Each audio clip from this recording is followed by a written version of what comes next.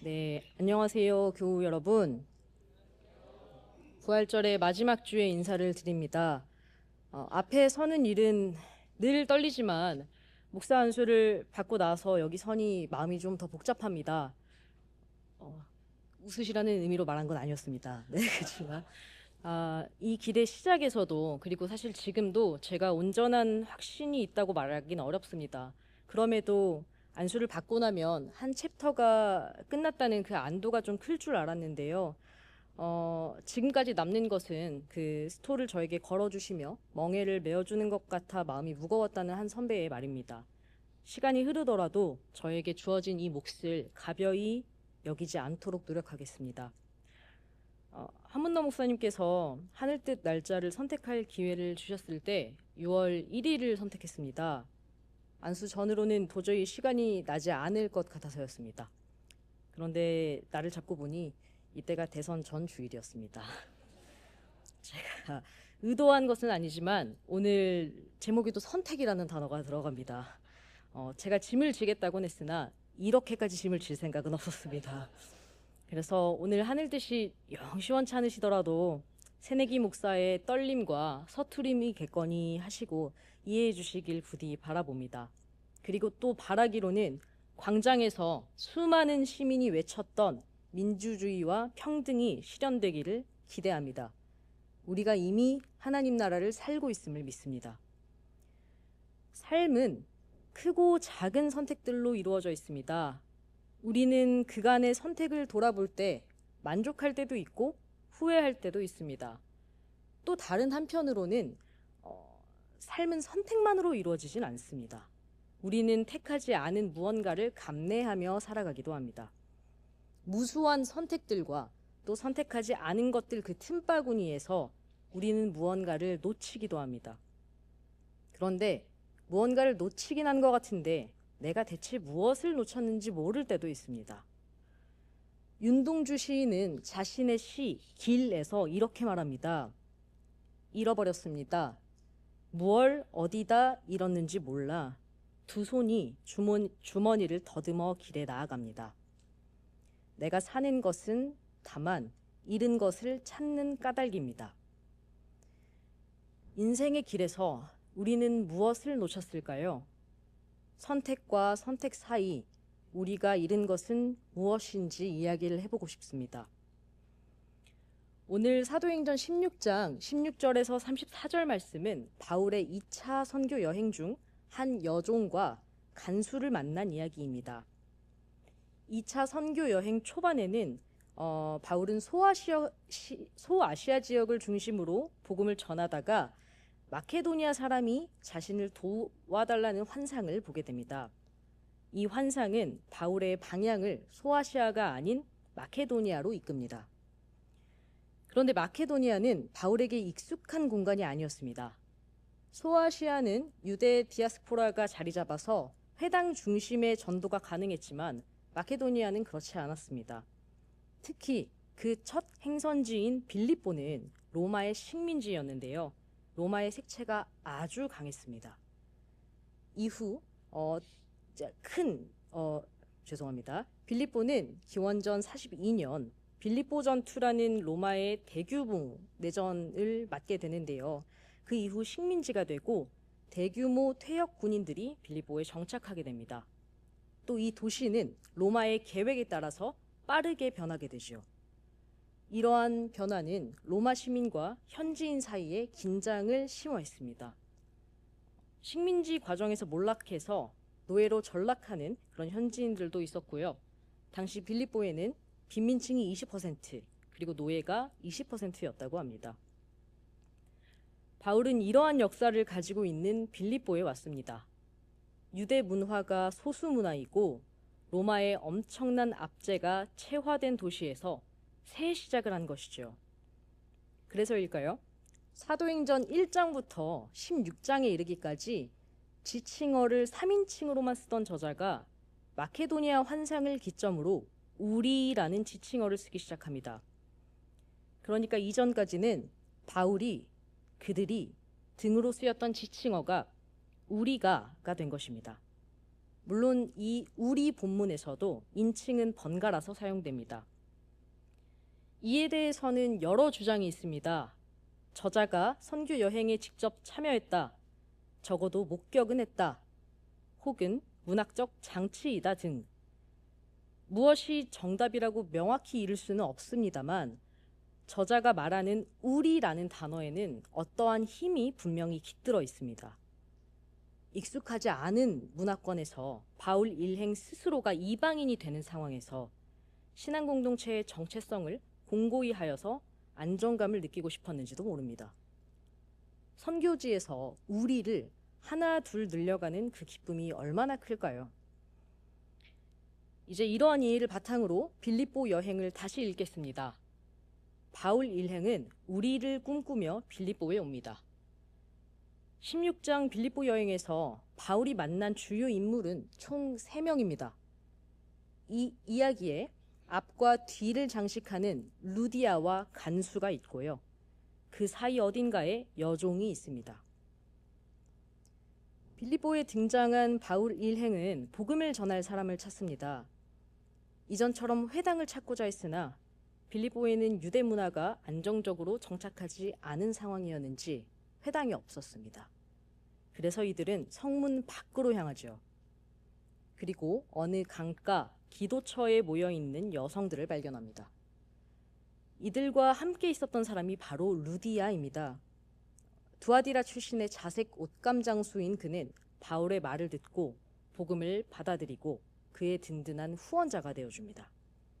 심지어 루디아는 자신의 집을 이들의 거처로 또 예배 장소로도 내어줍니다. 간수의 일화 역시 흥미롭습니다. 오늘 본문에서 바울과 실라는 부당한 풍속을 선전한 죄로 고발당하고 감옥에 갇힙니다. 이때 지진과 함께 모든 죄수가 풀려나는 사건이 일어납니다. 죄수들을 지키는 데 책임이 있는 간수는 이들이 달아난 줄 알고 목숨을 끊으려 하지요. 그것을 막은 사람이 바로 바울입니다. 좀처럼 이해할 수 없는 신비하고 경이로운 사건에 놀란 간수는 바울과 실라에게 구원을 물어보고 복음을 받아들입니다. 이때 간수는 상당한 위험을 감행합니다.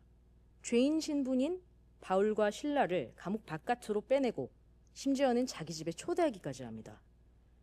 어쩌면 어느 퇴역 군인이었을지도 모를 간수는 빌립보에 와서 부당한 풍속을 선전하는 외국인들의 말에 귀를 기울인 것입니다. 바울 일행의 사역의 시작에는 이방인 여성이 있고 또 그 끝에는 로마 권력에 봉사하는 간수가 있습니다. 이것이 시사하는 바는 크지요. 사도행전 1장 8절이 말하듯 예루살렘에서 시작된 복음이 유대와 사마리아, 땅끝까지 이른다는 말씀이 이루어진 것 같습니다. 접점 하나 없고 서로가 서로에게 낯설던 이들이 우리가 된 것입니다. 루디아와 간수의 열심과 노력은 가히 신도가 될 자격이 있어 보이기도 합니다. 그런데 빼먹은 사람이 하나 있습니다. 하늘 뜻을 시작할 때 말씀드렸듯 오늘 본문은 바울 일행이 여종과 간수를 만난 이야기입니다. 저자는 여종의 이야기를 어떻게 전하고 있을까요? 우선 이 사람에 대한 소개가 필요합니다. 그의 신분은 노예고 주인이 하나도 아니고 여럿입니다. 그리고 그는 점을 치는 사람이고 주인들에게 큰 돈벌이를 해주었습니다. 바울 일행은 기도처에 가는 중에 이 여종을 만납니다. 그런데 대뜸 이 사람이 일행을 따라다니며 무언가 외치기 시작합니다. 그의 외침은 바울 일행에 대한 내용이었는데 이들이 지극히 높으신 하나님의 종들이고 우리에게 구원의 길을 전하고 있다라는 말이었습니다. 그리고 이 사람의 외침은 몇 날 며칠 동안 이어집니다. 그러니까 바울 일행의 활동 내내 그들을 따라다니며 외쳤다는 것이죠. 모르긴 몰라도 여종의 외침을 이런 외침은 바울 일행의 계획에 차질을 주었을 것 같습니다. 결국 견디다 못한 바울은 그 여종에게서 귀신을 빼냅니다. 언뜻 들었을 때 이 이야기는 일반적인 축기 사건처럼 들립니다. 그런 의미에서 여종의 이야기는 누가복음의 거라사의 귀신 들린 이를 상기시킵니다. 여종과 거라사 사람은 모두 외치는 사람들입니다. 여성의 외침은 원어로 크라조이고 거라사 사람의 외침은 그 앞에 접두사가 붙은 단어 아나크라조입니다. 이 단어는 복음서에서 귀신 들린 이 영적인 존재들을 말할 때 사용합니다. 그래서 여종의 이야기가 축기 사건이라 말하는데 큰 무리가 없어 보이기도 합니다. 하지만 브라질 신학자 리터 라이머는 자신의 책 사도행전의 여성들에서 사도행전의 저자가 이 단어를 사람을 지칭하는 표현으로 사용했다고 합니다. 이는 여종의 외침을 단순히 귀신 들림으로만 해석하기보다 그 속에 담긴 목소리와 메시지를 주목할 필요가 있음을 시사합니다. 또 바울의 행동은 선교적 실천으로 이해되기도 합니다. 예를 들어서 착취자로부터 여종을 자유하게 했다는 겁니다. 이 사건 직후 바울은 여종을 착취하던 주인들에게 부당한 풍속을 선전한 죄로 고발당합니다. 물론 그건 명분에 불과했고요. 자신들의 경제적 이익이 침해당하자 분개한 것이었습니다. 실제로 여종은 착취를 당하고 있었으니 이 역시 그럴듯한 해석으로 들립니다. 그러나 본문을 아무리 여러 번 읽어도 저는 바울의 행위가 여종을 해방하기 위함이었다고 읽기가 어렵습니다. 바울은 그를 며칠이나 버티다가 귀찮아서 행동을 개시했습니다. 그는 여종이 성가셨던 것이죠. 구마당하여 사라져버리니 라고 하기에는 이 사람의 삶에 무수한 맥락이 있었다고 생각합니다. 물론 우리는 그것을 상상하고 추측할 뿐입니다. 그는 점을 쳐서 주인들에게 돈을 벌어다 주는 사람입니다. 그에게 일정의 자유는 있었을 수 있지만 그가 몇 날 며칠 바울 일행을 따라다니며 그들에 대해 증언할 때에 그것은 여종에게, 더 정확히 말하자면 그 주인에게 좋을 것이 하나도 없습니다. 점을 치는 행위는 주인들의 명령에 의한 수동적 행위였을지 모르나 이 외침은 그의 적극성이 비친다는 것입니다. 여종의 외침은 그의 단독 행동이었습니다. 이것은 어떤 강렬한 끌림이었다고 보는 게 맞을지도 모르겠습니다. 그는 자신의 의지로 진실을 외치고 있었습니다. 저는 탈식민주의 페미니즘 신학자들이 주장했듯 이 여성은 침묵당했다고 봅니다. 민중신학자 김진호는 자신의 저서 리부팅 바울에서 빌립보라는 도시의 특성과 여종의 능력을 연결지어 설명합니다. 빌립보 전투와 식민화 과정을 통해 도시에 쌓인 트라우마가 전혀 극복되지 않았다고 말입니다. 사륙의 기억, 빼앗긴 기억, 착취의 기억이 쌓인 공간에는 점술이 흥할 수밖에 없고 그렇기에 영적 도구로 착취당하는 노예가 많았으리라는 게 김진호의 상상입니다. 여종의 주인들은 트라우마 그 자체인 인간을 자원 삼은 것이지요. 어느 모로나 여종의 삶은 이루 말로 다 할 수 없이 고달팠습니다. 그는 여성 노예였고 경제적 도구로 착취당했고 종교적 도구로 착취당했습니다. 그가 존재하고 움직이는 이유 자체가 철저히 주인을 위함이었습니다. 하지만 그가 외친 행위도 과연 도구로서 움직인 것이었을까요? 저는 그렇지 않다고 봅니다. 그것은 한 사람의 외침이었습니다. 도시의 트라우마를 체화하고 가장 낮은 자리에서 억압을 당해온 사람이, 사륙의 시간을 지나온 사람이 진리를 외친 것입니다. 그러나 안타깝게도 그 외침은 우리가 되지 못했습니다. 로마의 식민지에 이방인으로 온 선교사들이 도아디라에서 온 여성 상인과 빌립보의 간수인 퇴역 군인은 품어주었지만 진리를 울부짖었던 어느 여성 노예는 지나치고 만 것입니다. 사도행전 2장에서 말한 남종과 여종이 예언하게 될 것이라는 약속은 여기에서 무너집니다. 감옥의 문이 열리고 모든 수갑과 착고가 풀리는 장면은 누구에게나 해방이 주어지리라는 메시지를 전합니다. 그러나 이 여종에는 그 메시지가 닿지 못했습니다.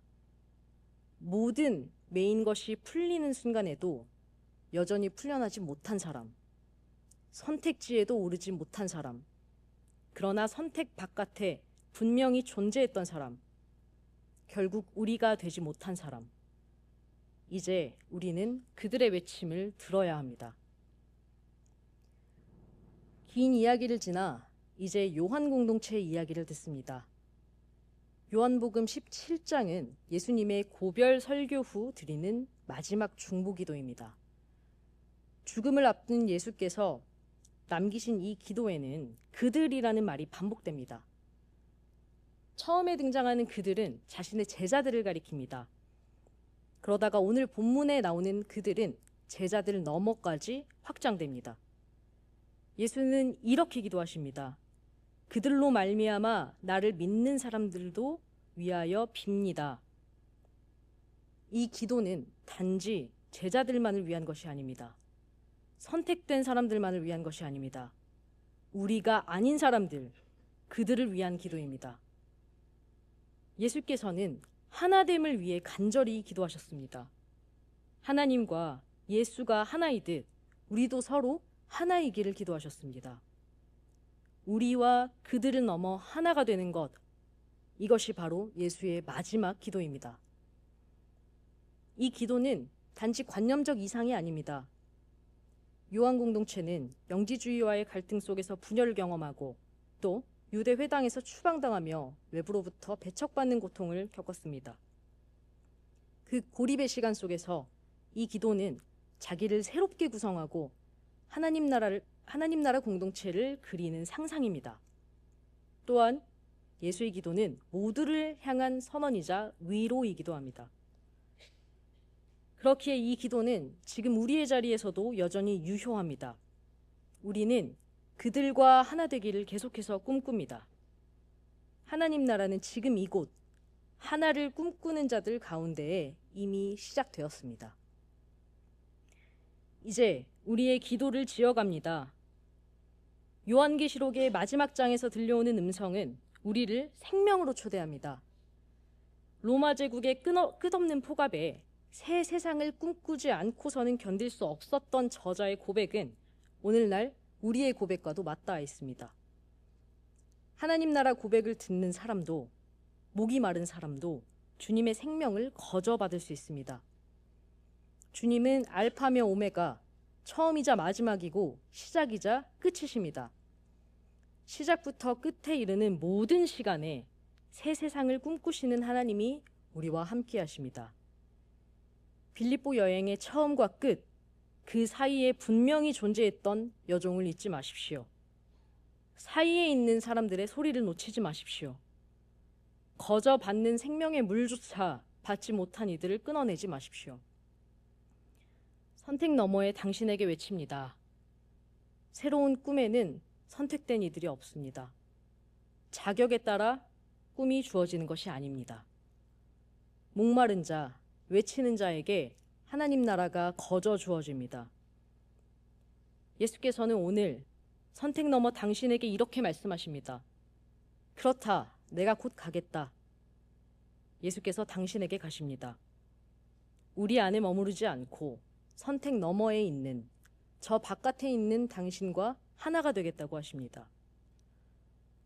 저 또한 당신과 하나가 되겠습니다.